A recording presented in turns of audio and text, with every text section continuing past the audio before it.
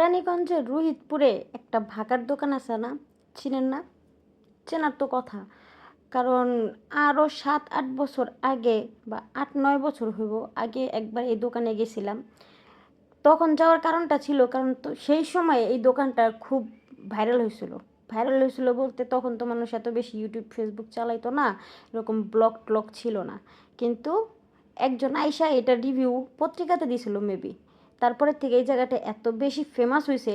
আর আশ্চর্যজনক একটা বিষয় হচ্ছে যে এই ফেমাসিটিটা এখনো পর্যন্ত একই রকম আছে। আর নাইলে মনে করেন যে আমার মতো একটা মানুষ যে আর কি ঘুমাই সকালবেলা, সে মানুষ না ঘুমায় হচ্ছে এখানে চলে আসছে খিচুড়ি খাইতে। আপনাদের চেনা জানার যদি মানে এই কেরানীগঞ্জ বা পুরান ঢাকার মধ্যে আশেপাশে এরকম কোনো জায়গা থাকে যেগুলার অনেক আগের ভাইব এখনও আছে বা অনেক আগের পপুলারিটি এখনও আছে, এরকম যদি কিছু থাকে তাহলে একটু কমেন্ট করে জানাবেন তো। আমার আবার একটু ঘোরাঘুরি করতে ইচ্ছা করে বেশি, কিন্তু এখন তো লং ট্যুর দেওয়ার মতো বাজেট নাই। দেশের অর্থনৈতিক অবস্থা আর মানে বর্তমান যে প্রভাব, এটা কার উপরে কতটুক পড়ছে না পড়ছে জানি না, আমার উপরে ব্যাপকভাবে পড়ছে। এইরকম হইব যদি আমি জানতাম, তাহলে আমি 2-4-5 বছরের মধ্যে সরকার পতন চাইতাম না। এই যে খিচুড়ির ভিতরে 7 রকমের ভর্তা দেয়, মানে ভর্তাগুলো হচ্ছে পাটায় বাটে, মানে হাতে বাটা হচ্ছে ভর্তা। এত মজা, ওই যে চিতই পিঠায় দিয়া খায় ওরকম না, এইটার মানে টেস্টটাই হচ্ছে অন্যরকম।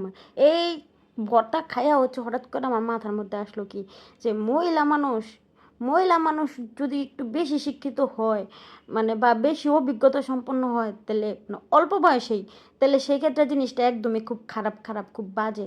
মানে এই যে ধরেন আমার কথা, মানে কোন জিনিসটা দেশের কোন জিনিসটার জন্য কোন সমস্যাটা হইতাছে এটা বুঝতে পারি, মেজাজটা খারাপ হয়, প্যারা লাগে, নিজের মধ্যে নিজের অশান্তি লাগে। আর যদি এটা না বুঝতাম, লাইক আমাদের মা চাচিরা যেরকম দৌড়ুক, মানে দেশে কি হইতেছে না হইতেছে ওটা নিয়ে ওনাদের কোনো মাথা ব্যথা নেই, ঘরে বাজার আছে, পোলাপান ঘরে আছে, শান্তি। মানে এইরকম থিঙ্কিংটা যদি মাথার মধ্যে থাকতো, কি যে শান্তিতে থাকতাম।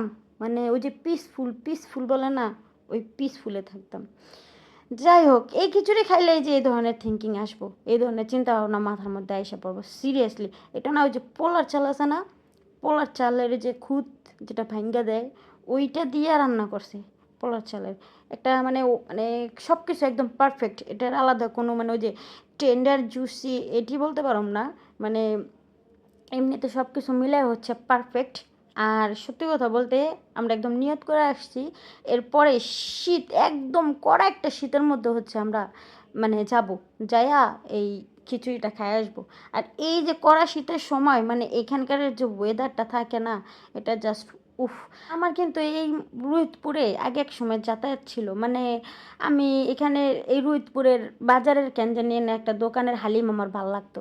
তারপরে হচ্ছে একটা ওই যে দোকানটা এখনও আছে, মিষ্টির দোকান, ওটা রোহিতপুরে খুব ফেমাস।